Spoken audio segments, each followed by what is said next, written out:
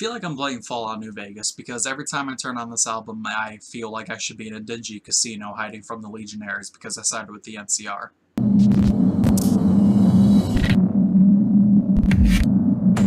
Welcome to Ray Ronan Does Music, where today we're taking a look at the 6th studio album from American duo, British duo, why did I get that confused? Arctic Monkeys, called Tranquility Base, Hotel, and Casino. I don't even know what nationality they are, it's too late for this. Why am I doing this? Listen to Arctic Monkeys a bit miscellaneously in the past. AM is probably the only album I've actually sat down and listened to all the way through.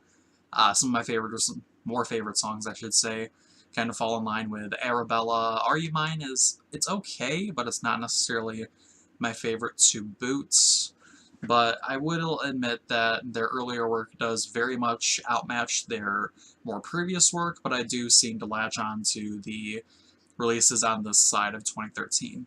Looking at the production history of this new album, Tranquility Base Hotel Casino, and just the overall vibes from lyrics to the music, I'm getting a lot of influence from David Bowie.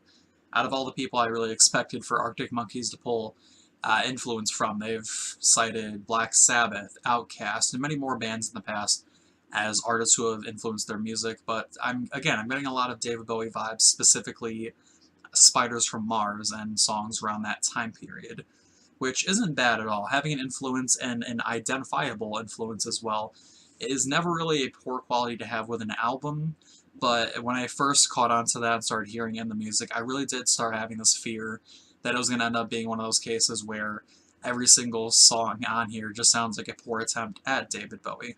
You almost become fully immersed in this world, if I may say, and it's a good feeling to have. There's definitely several moments in fact, where the music whisks you away mentally from your place and you're just simply listening to an album, and all of a sudden the major aim of this album takes place and you feel like you're within this location yourself. That feels kind of rambly saying it out loud as opposed to how I wrote it on my script, but you get what I mean here. Every song feels like a different room or a different locale, location, or exhibit within the Tranquility Base Hotel and Casino. And I found one very common theme, both from interviews involving Alex Turner, of course, and just the song's lyrics themselves, communicating that technology, they feel, is something to keep an eye on. There are several allusions to it, both the majesty of it and the almost danger of it that I find very fascinating. A lot of people nowadays, they try to just take the idea of technology and they're like, oh, it's so bad, it's just go back to pen and paper. Like, that illusion that I just made right there sounds so cringy and over the top, but that's really the feeling you get with a lot of albums and bands that have been in the scene for a long time that are all of a sudden taking up their arms against technology. But Arctic Monkeys seem to be doing it in a bit more of a refined manner here, which I find very welcoming. With all these different rooms and miniature stories taking place, there's a very loosely communicated and misconstrued narrative woven through the 11 songs here, jumping from hot takes on modern society to very translucent and flavorless takes on, again, technology and just the overall. It seems to me like this is very much an album that deals with man versus nature, while also man versus technology, obviously, and there's a lot of times where it feels very confused and you're not sure which subject is the focal points. And Alex Turner, he tries so hard to communicate these ideas both through obviously his vocals and the backing instrumentals, but a lot of time these things just don't meld together, and it's lost in translation a few times throughout this album's runtime. Another thing is reflection on the aspects of life before, during, and after fame. Fame being obviously a very Vegas type ideal, but also dealing directly with Arctic Monkeys' success going from a relatively underground band, a relatively indie, to what they are now, which isn't mainstream and festival headliner by any means or stretch of the word, but it feels like they are quite obviously many steps ahead of where they used to be. The lyrical delivery, however, isn't running with the story whatsoever. Again, going in line with the Vegas, it seems like Alex Turner really resigned himself to a sort of slow, croony delivery, something that he doesn't really lift his voice that much in the album, which is surprising, because if you look at some of his older songs like Arabella, even the verse has little up and down moments, and then the chorus itself has one of my favorite Arctic Monkeys choruses in general, where you can tell the range that he has and possesses, But very rarely throughout this album do you see him actually employ that as just the same almost monotone delivery that really doesn't do the lyrics any justice whatsoever. If this was your first Arctic Monkeys album, you'd think that Mr. Turner had a very just mediocre grasp on vocal range, which is disappointing because, again, going back to his older albums, that's not the case whatsoever. But this selection of songs and the time constraints here, with it being relatively short despite the band's long-time hiatus at only 11 songs of runtime, it just doesn't really feel like it's delivering all the promises that they've made, whether willingly and knowingly or unwittingly. There's a point that stands here. While a lot of lyrics are very clever and well done, very well put together, I can't really pick out a single bad verse off the top of my head, although I'm sure it's somewhere buried in my script because I'm very poor at prepping for videos.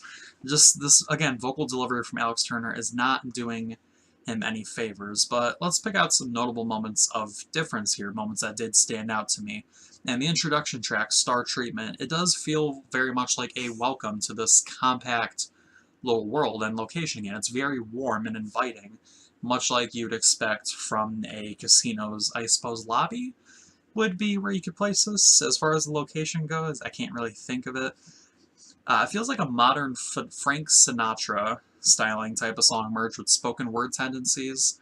And it's a song that feels at home, whether it be within the parlor of a brothel or bouncing off the walls of, again, this casino. I gotta keep focusing on the casino because the band was really, pushing it in your face. This is a location and not quite a story, or at least that's how I feel about things going into this. Golden Trunks also has some very notable synthesizer, I don't quite know the word or how to pronounce it, from James Ford, who I'm going to compliment hopefully further on throughout this. He keeps really backing up any verses on this album, and especially the song in particular, with just very floaty moments in time where the verses feel very tight, even when Alex Turner does go out of his comfort zone and produce something that's vastly different from the, again, monotone stylings that eventually bleed into the lyrics and make them seem very bland. He is always constantly staying above the trend and ahead of things, keeping things fresh feeling, and thus keeping me in my attention on the album. So I really have to commend Mr. Ford for doing that.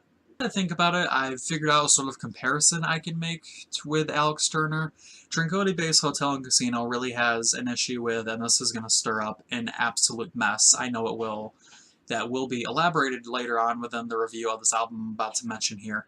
Alex Turner seems to have a great grasp on lyricism, but he's struggling with how he gets it across while he sings, much like a certain Jeff Mangum, the lead singer of Neutral Milk Hotel.